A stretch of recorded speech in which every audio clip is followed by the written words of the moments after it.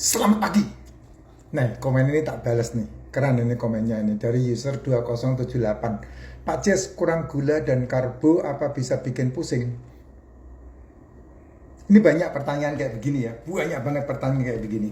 Kalau kamu kalau kamu udah terbiasa dengan pola makanmu ngawur, ya, yang judulnya selalu eh, sarapan, judulnya selalu ganjil perut, maka tubuhmu ini mengambil gulanya dari makanan yang kamu makan. Tubuhmu ini dari otak sampai ke seluruh tubuh ini ngambil gulanya dari makanan itu. Sisanya ketika otak udah muntah, ketika liver udah muntah, otot udah muntah, maka itu disimpan di bawah kulit. Makanya ada yang ngedayut di sini. Yang paling buahnya adalah yang di perut. Nah, itu disebut sebagai cadangan energi di dalam tubuh. Nah, itu kan harus dipakai. Itu harus digunakan. Karena kalau tidak digunakan, maka 3-5 tahun yang akan datang, kamu punya masalah pasti. Kamu bermasalah dengan penyumbatin nanti. Karena itu cadangan energi harus dibasmi, harus dibersihkan dari tubuh. Nah, cara membersihkannya, ya kamu harus nge-gym. Karena dengan cara nge-gym, ototmu pecah, maka otot akan menghabiskan cadangan energi. Tapi kalau kamu nggak nge-gym, maka kamu salah satu cara adalah kamu dengan memberhentikan asupan, memberhentikan makan. Kalau Bapak ini mengikuti pola makan yang saya sampaikan, kurang gula, kurang karbo, artinya apa? Artinya kamu memberhentikan asupan seperti yang saya sampaikan, pasti keliengan, Jess, nggak mungkin tidak. Tapi keliengan itu bukan berarti kamu harus makan lagi yang kamu sudah singkirkan, tidak. Tapi kamu harus mengelola itu sebagai sebuah aksi dan reaksi. Karena memang itu akibat, ada sebab pasti ada akibat. Tidak ada akibat tanpa sebab, tidak ada. Kalau kamu mengikuti pola makan yang saya sampaikan, tidak makan malam dan tidak makan pagi, pasti berakibat keliengan, seolah-olah kayak vertigo. Tetapi itu bukan vertigo, itu adalah proses yang disebut sebagai fat adapted atau adaptasi lemak di dalam tubuh. Karena tubuhmu mulai menggunakan lemak yang ada di dalam tubuhmu untuk dimakan. Nah, itu yang saya bilang kalau kamu lakukan dalam waktu 18 jam, terjadi sebuah autophagy, di mana sel tubuhmu yang sehat memakan sel tubuhmu yang rusak, karena dia butuh asam amino.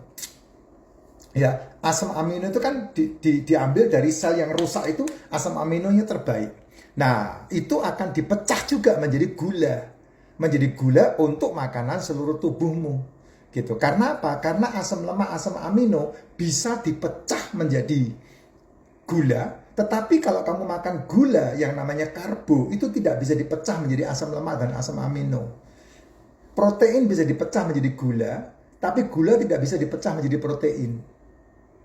Makanya dengan cara fat adapted tadi, kamu memberhentikan asupan karbonya, kamu memberhentikan asupan gulanya, tubuhmu membersihkan dirinya sendiri. Nah, itulah sebabnya ketika kamu makan protein, maka protein itu dipecah di dalam tubuh, membutuhkan energi yang besar, membutuhkan gula yang besar. Kalau kamu asupkan makananmu karbo, maka dipecahnya energinya dari situ.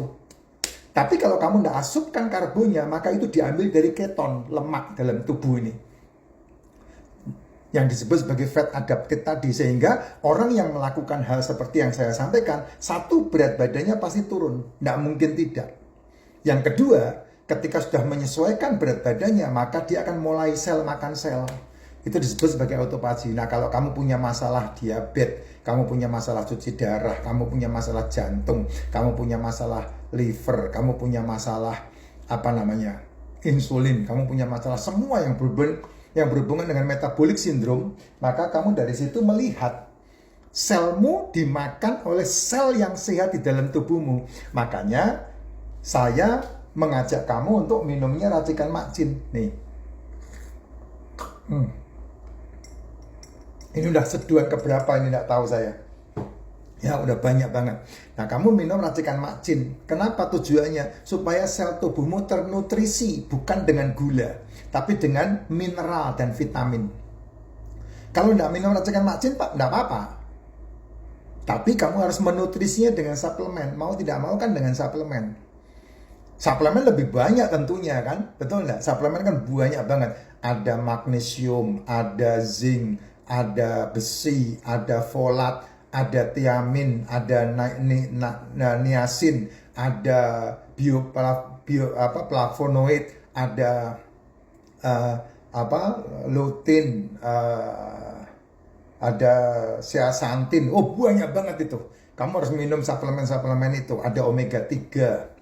Ya, ada apalagi banyak suplemen itu, magnesium, vitamin D, vitamin K, D3, K2, ada vitamin B, ada vitamin B3, B6, B9, B12.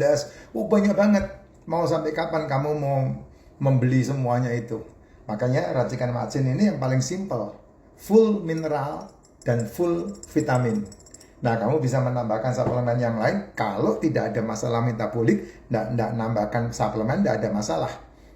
Tujuannya apa? Tujuannya ketika kamu tidak makan 18 jam, masih ada backup fit badan. Selmu full nutrisi. Sehingga kamu ketika menjalankan tidak makan 18 jam, itu kamu merasakan badanmu tetap fit. Beneran. Saya kasih cerita sedikit. Beberapa waktu kemarin, saya baru nyampe di Bangka.